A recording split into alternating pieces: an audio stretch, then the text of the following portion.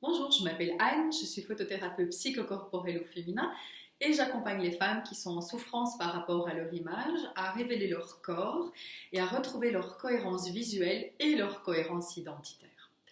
Alors voilà, le thème aujourd'hui, bien, c'est très simple, je l'ai tiré de nombreuses questions que j'ai souvent en clientèle et j'étais creusé un petit peu la question du pourquoi je ne m'aime pas? C'est assez récurrent, je crois qu'on a tous, on n'a pas confiance en soi, on n'aime pas son image, voilà, on s'auto-sabote, tout ça c'est des petits signes que bon, on n'est pas en cohérence avec soi et qu'on ne s'aime pas et qu'on se met des bâtons dans les roues. Et je me dis, mais pourquoi finalement on ne s'aime pas? Et j'avais envie de vous illustrer ça avec une phrase, une citation que j'ai trouvée donc de Jesper Joule et qui dit simplement: un enfant blessé dans son intégrité ne cesse pas d'aimer ses parents, il cesse de s'aimer lui-même.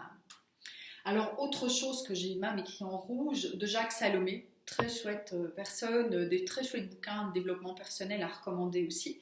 Alors lui, il va même plus loin.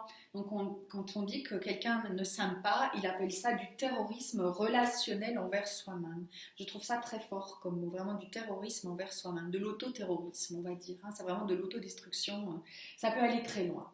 Voilà, donc ce sera un petit peu le sujet du jour. Voilà. Donc, alors, pourquoi je ne m'aime pas? Alors, on va rechercher du côté des parents en sachant que l'enfant cherche naturellement à plaire à ses parents et va adapter son comportement en fait pour ne pas perdre leur amour et ce parfois à n'importe quel prix en fait. Et ces influences en fait initiales constituent le bagage psychologique, psychique fondamental que nous portons encore aujourd'hui.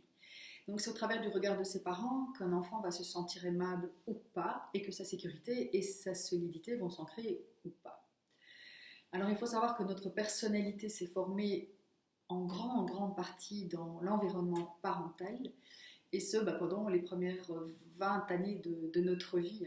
Et ces années ont été colorées effectivement soit de désir, d'ambition, mais elles ont très bien pu générer de la honte, de la culpabilité ou même nourri de la timidité, des peurs et des angoisses.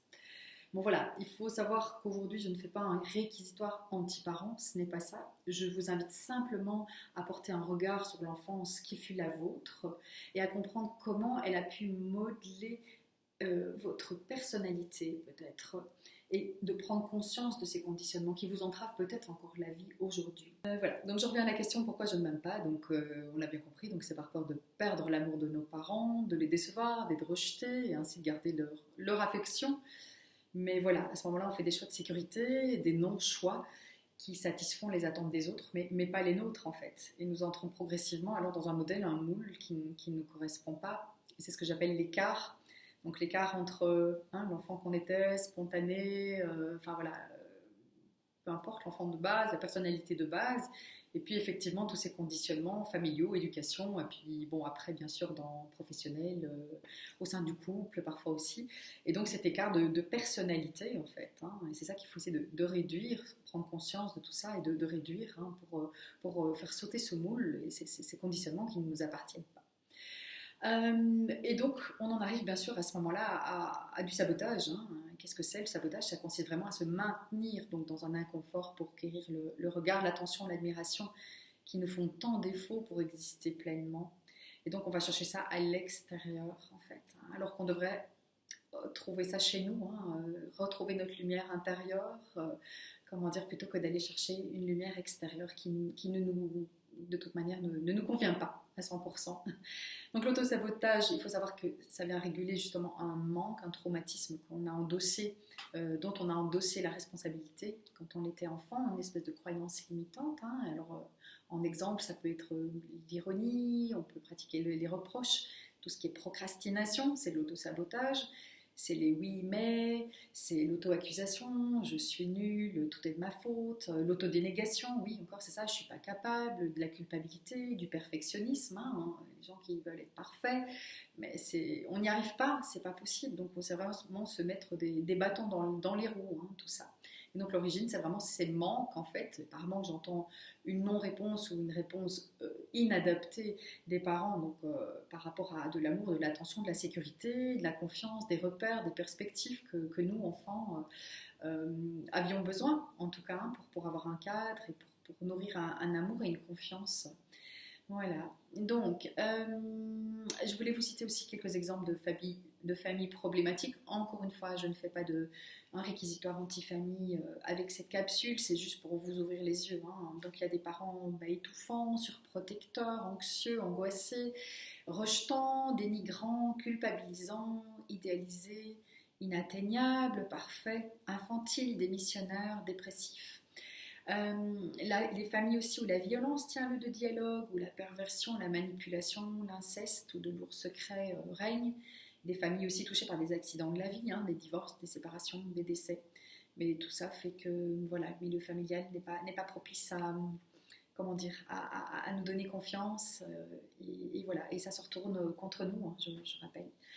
Donc, la solution, c'est la prise de conscience. Je pense que la prise de conscience de tout ça, c'est vraiment déjà, c'est pas un pas, c'est déjà vraiment une première mise en action, en tout cas, pour comprendre ce que nous entretenons négatif et y renoncer petit à petit. Il faut savoir que c'est le travail d'une vie, hein. Il n'y a pas de baguette magique qui demain, voilà, hop, vous êtes, on s'aime, voilà, on s'aime pas, non, ça marche pas comme ça, c'est se responsabiliser, voilà, je suis passée par là aussi, hein, malgré tout, si je suis là, c'est parce que j'ai envie d'aider d'autres femmes, en tout cas, à assumer leur image, leur corps, et, comment dire, à s'aimer elles-mêmes, et gagner de la confiance, et d'arrêter de s'auto-saboter, en tout cas.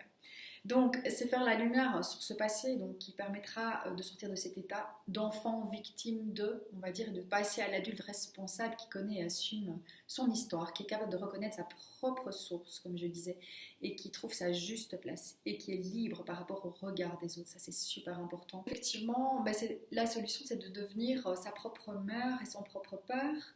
C'est effectivement se responsabiliser, s'autonomiser, s'apporter cet amour qu'on n'a pas reçu soi-même, cette sécurité qu'on n'a pas parfois reçue au sein de notre famille, c'est de se l'apporter soi-même pour ne pas tomber dans des dépendances affectives. Je ferai également une capsule un jour à ce sujet. Et voilà, j'ai envie de vous dire, c'est vraiment découvrir un petit peu plus mon accompagnement. N'hésitez pas, vous avez droit à 20 minutes d'appel gratuit sur WhatsApp ou sur Zoom. Et donc, je travaille virtuellement donc pendant le confinement. Voilà. N'hésitez pas, si vous avez envie d'en savoir plus, je suis là. Merci.